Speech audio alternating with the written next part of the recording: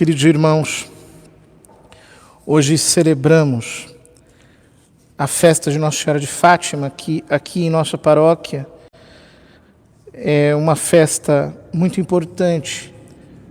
Ela é a copadroeira da nossa paróquia e aqui há 27 anos se realiza uma festa tradicionalmente portuguesa, de tal modo que nesses dias esta paróquia estaria muito movimentada, cheia, alegre, vistosa, festiva. Mas a providência divina, nesse tempo de pandemia, nos privou desta alegria e oferecemos a Deus esse sacrifício, com o coração muito cheio de fé, cheio de confiança, cheio de paciência, sem de modo algum murmurarmos, nem pecarmos contra o Senhor. E eu queria, nesta noite, trazer algumas reflexões que foram feitas ao longo da história, a partir da mensagem de Fátima, para nós tentarmos aproveitar essas circunstâncias que estamos vivendo a fim de crescermos no nosso coração, termos maior santidade, nos convertermos mais profundamente. Já em 1955, a irmã Lúcia concedeu a sua última entrevista e ela disse ao Padre Fuentes: Senhor Padre, a Santíssima Virgem está muito triste por ninguém fazer caso da sua mensagem, nem os bons, nem os maus.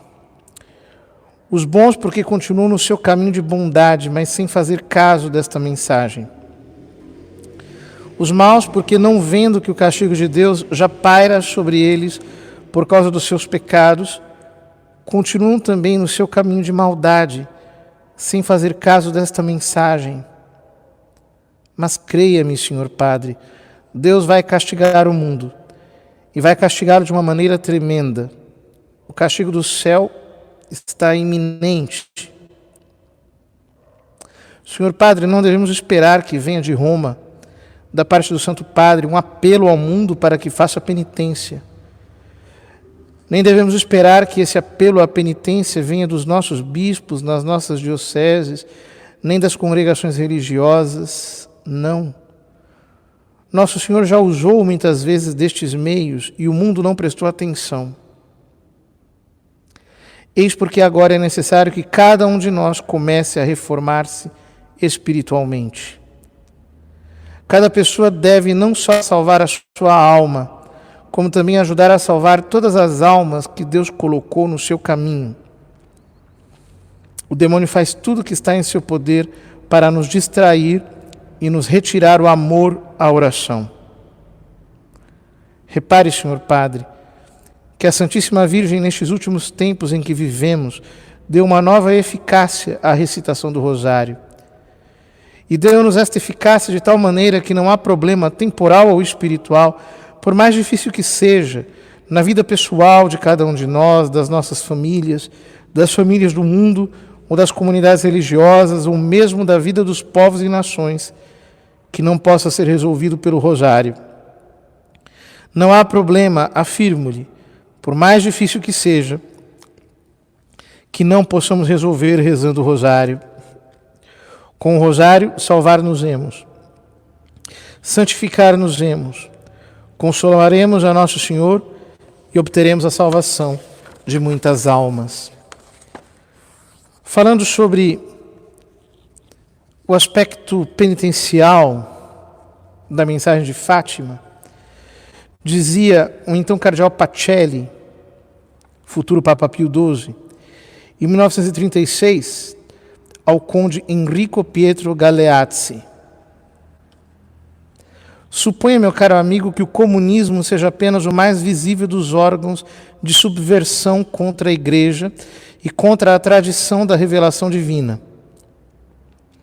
Então nós vamos assistir à invasão de tudo que é espiritual, a filosofia, a ciência, o direito, o ensino, as artes, a imprensa, a literatura, o teatro e a religião.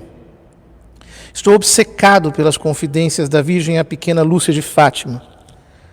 Essa obstinação de Nossa Senhora diante do perigo que ameaça a Igreja é um aviso divino contra o suicídio que representaria a alteração da fé em sua liturgia, sua teologia e sua alma.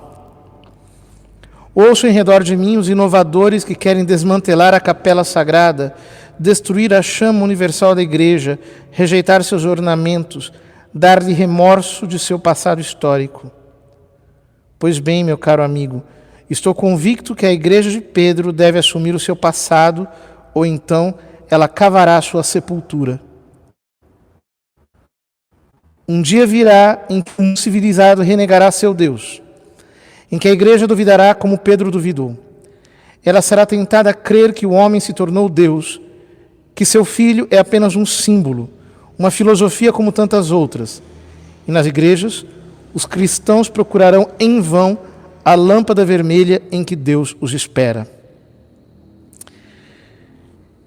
Exatamente em consonância com essas palavras de Pio XII, em 1967, em sua visita ao Santuário de Fátima, disse o Santo Padre Paulo VI: que mal seria se uma interpretação arbitrária e não autorizada pelo magistério da Igreja transformasse este renascimento espiritual numa inquietação que desagregasse a sua estrutura tradicional e constitucional, que substituísse a teologia dos verdadeiros e grandes mestres por ideologias novas e particulares que visam a eliminar da norma da fé tudo aquilo que o pensamento moderno, muitas vezes falto de luz racional, não compreende e não aceita, e que mudasse a ânsia apostólica de caridade redentora na aquiescência às formas negativas da mentalidade profana e dos costumes mundanos.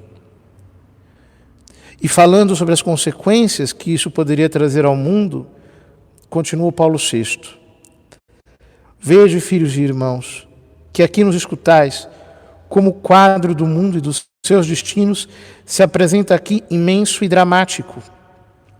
É o quadro que Nossa Senhora abre aos nossos olhos, o quadro que contemplamos com os olhos aterrorizados, mas sempre confiantes, o quadro do qual nos aproximaremos sempre, assim o prometemos, seguindo a admoestação que a própria Nossa Senhora nos deu, a da oração e da penitência.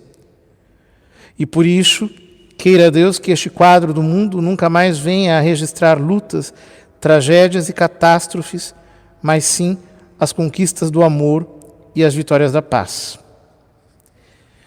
Em 1980, antes de ser atingido pelo atentado que justamente foi feito contra ele, no dia 3 de maio de 81, São João Paulo II disse acerca da mensagem de Fátima: dada a gravidade do seu conteúdo, os meus antecessores na cadeira de São Pedro preferiram diplomaticamente adiar a publicação para não encorajar o poder mundial do comunismo a tomar certas atitudes. Por outro lado, é suficiente todos os cristãos saberem isto: se há uma mensagem em que está escrito que os oceanos inundarão vastas áreas da terra e que de um momento para o outro milhões de pessoas morrerão, certamente a publicação de uma tal mensagem já não é algo muito desejável. Devemos preparar-nos para sofrer grandes trabalhos dentro de não muito tempo, trabalhos tais que exigirão de nós uma disposição para dar até as nossas vidas e uma dedicação total a Cristo e por Cristo. Com as vossas e as minhas orações, é possível mitigar esta tribulação, mas já não é possível evitá-la, porque só assim pode a Igreja ser efetivamente renovada. Quantas vezes a renovação da Igreja proveio do sangue, desta vez também não será de outra maneira.